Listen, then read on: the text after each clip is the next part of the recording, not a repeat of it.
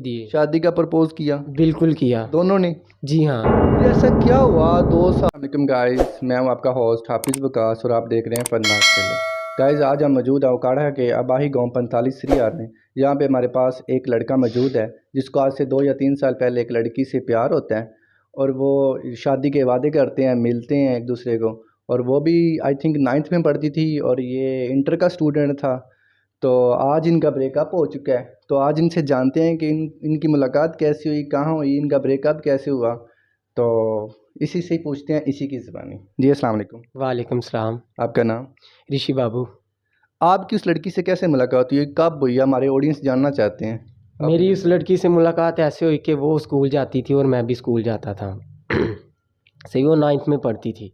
और मैं 10 में था। आप 10th में थे और वो 9th में थी? जी हाँ। तो आज क्या हुआ? आपने स्कूल भी छोड़ दिया है और आपने सिगरेट पीना और नस्वार खाना और क्या इस ये आप मंशियात की तरफ आ गए हैं और आपने कामकाज छोड़ दिया है। तो ऐसा क्या हुआ कि आपकी मुलाकात कहाँ हुई और कितनी देर का अरसा हो गया आपका ये प्यार के चक्कर को? कितनी देर आप प्यार में रहे? बस इतनी देर प्यार में रहे कि वो बस एक दो बार मेरे साथ उसकी मुलाकात हुई। उसने मुझे कहा कि मैं तुझे प्यार करती हूँ, सही है।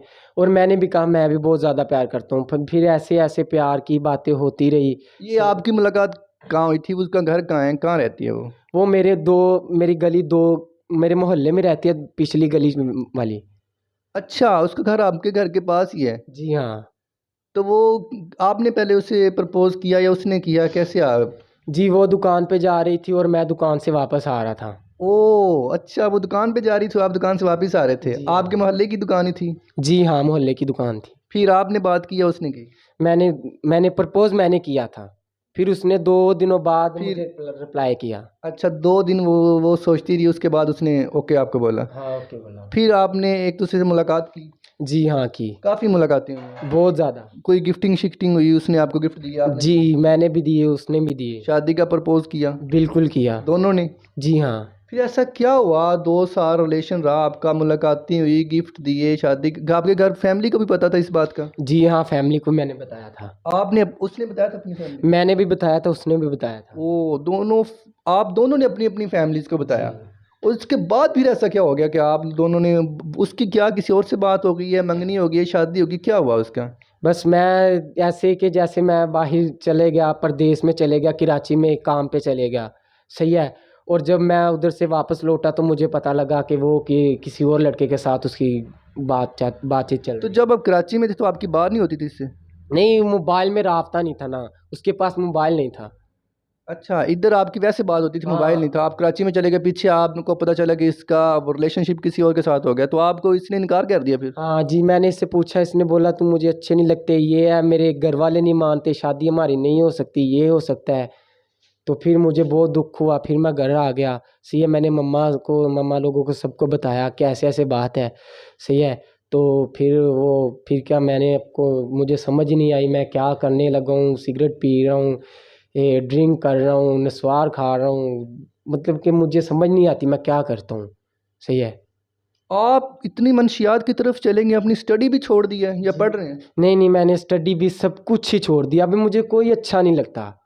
मुझे को आपको कुछ भी अच्छा नहीं नहीं, लगता? मुझे कुछ अच्छा नहीं लगता। बस वो ही है और वो ही रहेगी मेरी ज़िंदगी में। अभी मेरे दूर है, भले जितनी मर्ज़ी दूर है, लेकिन वो मेरे दिल में है और अभी भी मेरे दिल में है। तो उसमें ऐसी क्या चीज़ है, या आपको क्यों ऐसा लगता है कि आप वो नहीं है तो आप नहीं है? मोहब्बत है, मोहब्बत। नाज़रीन, जैसा कि आपको पता चला है कि इस लड़के को मोहब्बत थी और मोहब्बत के अंदर इसने अपना सब कुछ छोड़ दिया। इसने अपनी कंडीशन कैसे बना ली, अब मनशियात की तरफ चले गया। अब इसको अपना पता नहीं है। एक माँ बाप का प्यारा लाडला बेटा है। आप, अगर मैं आपको इसकी पिक्स दिखाऊं, आपकी वीडियो दिखाऊं, तो आप ये सोच ना सकें कि ये वही लड़का है जो आज से कुछ 2 साल या साल पहले था। और इसने इतने कम अरसे में इतनी बुरी कंडीशन बना ली अपनी। तो मैं आपको यही पैगाम देना चाहता था कि पहली बात है कि इनसे थोड़ा सा दूर रहना चाहिए, क्योंकि अगर हमें इस्लाम ने हक़ दिया है, हम शादी कर सकते हैं, लड़का और लड़की को हमारे इस्लाम ने जायज़ करार दिया है, तो हमें अपने पेरेंट्स को बताना चाहिए, हमें उनके घर रिश्ता भेजना चाहिए और उससे उससे निकाह वगैरह करना चाहिए। ये चीज़ नहीं होनी चाहिए जो एक लड़के की या एक लड़की की ज़िंदगी बदल के रख दे, क्योंकि हमारी ज़िंदगी बहुत छोटी है और हमें अपने पेरेंट्स का ख्याल रखना चाहिए। और एक लड़की की खातर या एक लड़की एक लड़के की खातर अपनी ज़िंदगी पूरी मनशियात की तरफ ले आए तो ये हमारा पूरा का पूरा माशरा ख़राब हो रहा है। तो हमें इससे बचना चाहिए। हमारा यही आज का पैगाम था कि इस लड़के की तरह और भी हमारे कई भाई होंगे, कई लड़के होंगे जो इसकी कंडीशन, इसी की कहानी जैसे आपने सुनी ऐसे ही उनकी भी कंडीशन होगी। तो हमारे आने वाली जनरेशन जो है, हमें उनको आगाह करना है कि वो इन चीज़ों से बचें, और अगर उन्हें कुछ फ़ील होता है तो अपने पेरेंट्स को बताएं ताकि उनके घर रिश्ता भेजें, और अगर रिश्ता होता है तो ठीक है, नहीं तो ये कंडीशन ना बनाएं। तो मिलते हैं एक नेक्स्ट वीडियो के साथ, तब तक के लिए इजाज़त दें। अल्लाह ने